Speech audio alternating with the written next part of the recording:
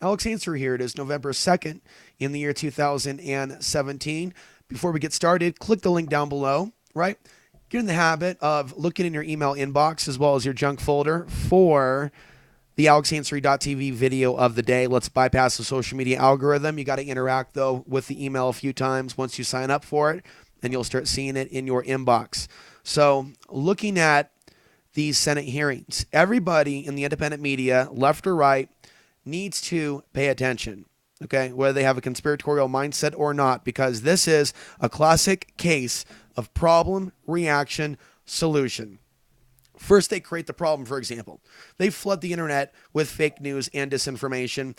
And Russia didn't do it alone. It's really a global job, not just an inside job. Our own government probably has had a lot of practice during the Bush / going into the Obama administration with disinformation on the internet. And as far as the Russians are concerned, it's almost as if they got a PDF from our very own CIA.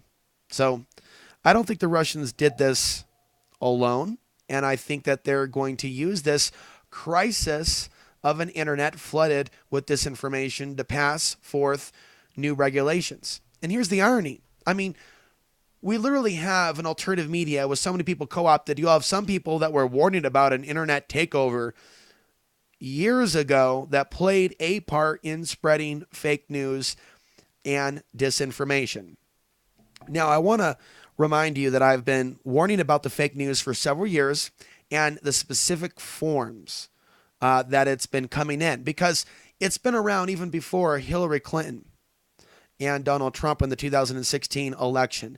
You know, specific forms of fake news, for example, may take certain crises and blow them up out of proportion. Not to say that there aren't rapes, not to say that there aren't crimes, but to literally seize upon a crisis and literally a network of easily made websites that are custom tailored to look like genuine sources of news. And then literally using social media to demonize innocent people. Now, what we've seen recently should concern people, not just with regards to concerns about regulations, but concerns about how people could be targeted by foreign governments or individuals using the internet and then literally paying Facebook, you know, the sponsored ads. And a lot of people not even realizing there's a reason why a certain amount of people, to the tune of millions of people in the United States, have been exposed to a certain level of fake news. Not even realizing that Facebook tweaked their algorithm to make sure that if they're in a particular demographic, that they're going to see a certain amount of news. And it has different forms. You know, there's been a lot of concern, by the way, of implantable microchips for a number of years, and for good reason. For good reason. You know, when I first got involved in all this stuff, that was one of the first things that I started looking at, Digital Angel and the Verichip. I remember it was 2003. It's one thing to go down the road of actually looking at real things or reading the book of Catherine Albright, the author of Spy Chips. It's another to click on, believe in, and reshare fake news that says, for example, this year we're all going to be implanted with the microchip. And I remember back in 2013, right, there were articles saying that by 2016 that we would all have to take the chip. And it claimed, right, that the source was NBCnews.com. But it wasn't really NBCnews.com. It was like NBCnews.com.co or CA or some other extension. And most people won't notice those additional letters. Or sometimes it'll be before. Like there are literal fake White House petitions that are circulating on the internet. So, you know, the news may not sound great, but a lot of Americans have become dumber. Hate to tell you this. And then there was fake news created about what is fake news.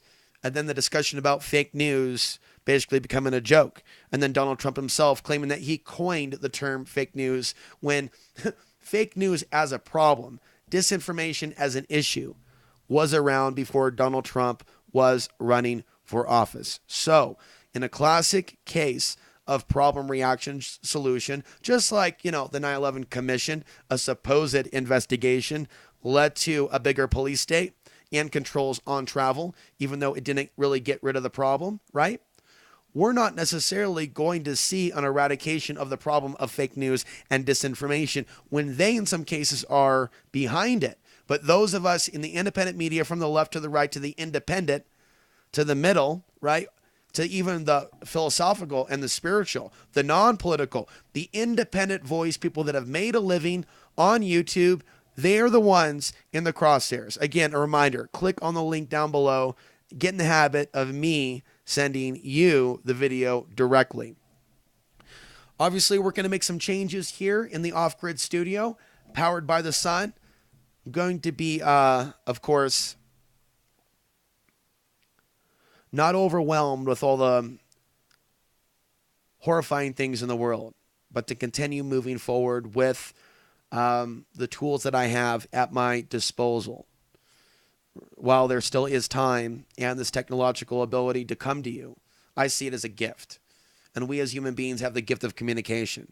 And sometimes people misuse the gift of communication, and they partake in idle gossip and drama and certain addictions to certain things that this technology can help us access, certain movies, certain dramas, and then again, distraction after distraction after distraction. We need to stop allowing ourselves to be so easily distracted, and we need to harness the power of human focus. Anyways, I'm Alex Ansary, signing out for November 2nd, 2017.